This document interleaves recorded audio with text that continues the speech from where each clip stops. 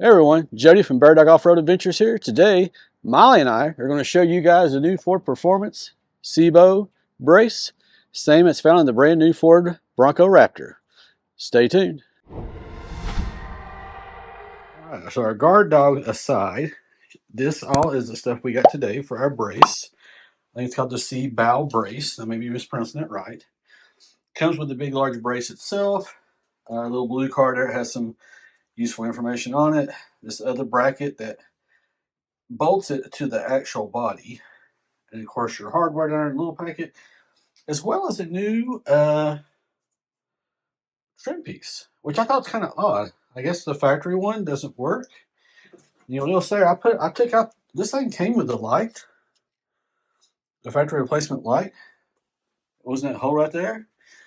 Those fans of the channel know that we changed ours out to the Mobbit piece, so I went ahead and took this out just for that reason. All right, here comes the hardware. You got several bolts and these two J clips right here. You'll have to use these to get those on. So just want to show this to you real quick so you know what's coming in the package.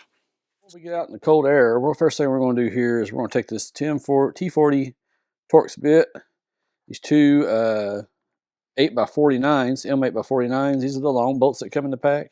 And we're going to bolt in this plate right here, just like it shows on here. So basically, this plate goes behind this. You line up the holes. And I'm not going to be able to do it with one hand here. And then you just put these 49 bolts in. So hang tight. So we done put these in. Put them in pretty good, hang tight, pretty snug. But might be mindful, we may have to loosen them up to position this some. Just want to make sure this up thing's facing towards the back of this bar here. Ford Performance and the up are both facing towards you. And it's not pretty hard. I mean, it's not hard at all. You can see the end of the bolt sticking out there. All right, so give you an update of what's going on so far. So our situation is going to be different from almost everybody else's. We have these aftermarket boat speakers. So you'll notice here there's a hex head right here on the bottom, and there's like a regular bolt with a Phillips head screwdriver up there. And of course, these things are pretty non-adjustable once you get them synced on. So what we did is we got an Allen wrench to get the bolt out over here. That was in this one, which was the Allen wrench, and it was a 6mm. And then to get this thing out where it's connected, right there, now sorry about the blurring because I know this thing goes out of focus a lot. You can use a 3mm. Well, it's not going to do it anyway. Trying to get to it, but anyway, trust me, it's a 3mm bolt to take this little tiny thing right here out. So yeah, take that little tiny screw right there out, and you notice that here it's got little different nudges. So if you rotate this, you can position this thing back in to where it points forward like it's supposed to. Notice here we have the iPad out with the Ford Performance instructions in it. So obviously now we got to take the other side loose just as well. So we're going to do that. We're not going to film all of it because it's just not very good TV. And then we got to take this big piece off right here. All this piece off. You take that little nudge piece right there out. Then we'll have to remove the Mabbit light thing when we switch it over to the new console. Put the new console back up once everything's bolted up, and then we'll be done. Of course, as mentioned before, this is the piece that came out of the top right here. This is the piece that come with the kit. So this is the piece we're going to be putting back on. So we're going to go right here where this Mabbit light is. I'm just going to, I'm probably going to do this with one hand, but we're going to pinch these two things together, get that Mabbit light to pop out, and then we're going to stick it back on this one over here. So can't go without the Mabbit light. All right, so we do get the Mabbit light back in there. Just like I said, pop quick in and out. The hardest part is because it had adhesive that was sticking to the old piece, but that shouldn't be a big deal. Anyway, we're going to put this up here. And at some point, we'll put this plug right here back into it before we mount it back. So I don't know if you can see that plug or not, but anyway. And that way it'll be working just like it was before. We've rested it on here. You have to be careful because this will fall off. You'll see the holes line up there. The holes line up over here. And then up here, you have to disconnect. I disconnected both. The instruction said one of the side airbags, but you gotta get those little nut certs in there, and I didn't film that, so sorry about that. But those two nut clips that you'll see, they come in the packaging. You'll see right here, the J clips is what they call them. So anyway, you put those in those two holes up there. You'll see that the bolts line up perfectly, and then you'll do these two 24 by, let's see, Looks like here it is the M8 by 24s. So they're the shortest of the ones that come with it. There's only 2 of them, so it shouldn't be hard to figure out.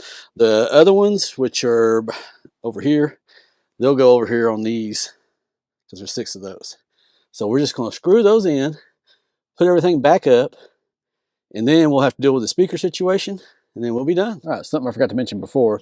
These 2 bolts right here, up here and here, whenever this thing came in, these were a little bit loose. I'm assuming that's on purpose because the ideal thing is that you don't want to tighten everything up until you start getting stuff threaded in. Obviously, you have to thread these tight before you can thread that tight. But, you know, as far as those and these 2 up here, now these up here were already tight, so because they're up here in the arm. But these 2 I had to feed in, and then this one, these 2 I had to put in, and this one right here I had to put in. Those came with the kit. Those are the 3 ones I was telling you about earlier on each side, so there's 6 total. But these 2 bolts here, they were a little loose. So this plate could shift a little bit if needed. So once you get these mounted and get this mounted, then you tighten those up. Now with me, I had to untighten this and put it back in after to put the speaker on. But you all won't have to do that unless you're in the exact same situation, which most likely is not the case. Wanted to point that out to you real quick. So you want to bolt them all up, then bolt these up. So that way you got just a good set on each side, and that should be good to go. All right, from the front, you'll see the speakers set a little lower than they did previously, maybe a couple inches down. Which is not ideal necessarily. Brace looks good. It's minimally invasive too, because if you're up here, it barely speaks down below the back part of the car already. So said, looks pretty good. Like I said, the JL audio speakers were shifted down some. I may look at getting some more bracketry to where I can maybe shift them up, because I was thinking maybe buy some kind of bracket that attaches to this hole up here and maybe shifts them to where they're maybe up here where the factory ones are located at, kind of. So we'll look into that. I could probably find something at Menards maybe, or something, or Home Depot. I could put them right in this spot as opposed to here. Because right here, the only bad thing about right here, I don't know if my Dometic fridge will clear this. So I might be limited on what I can put back here height-wise. The dog's pretty much riding the back seat anymore because I got one of those hammock deals. So the net's mostly there just to keep cargo from flying up and hitting me in the head if I slam on the brakes. But yeah, and like I said, if we do that, if we can shift these up here, then it might be a lot better. So we'll just have to kind of wait and see. I might play around that a little bit more here in the next couple of days, or once I get in Phoenix maybe. But as you can see, it fits really nice. You know, I think this will add the rigidity I'm kind of looking for.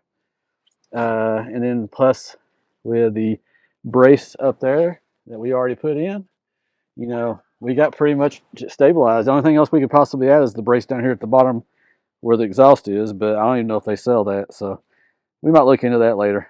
Anyway, hope you guys enjoy watching. Please consider that like and subscribe button. Got a lot more stuff to come. Supercell's coming up soon.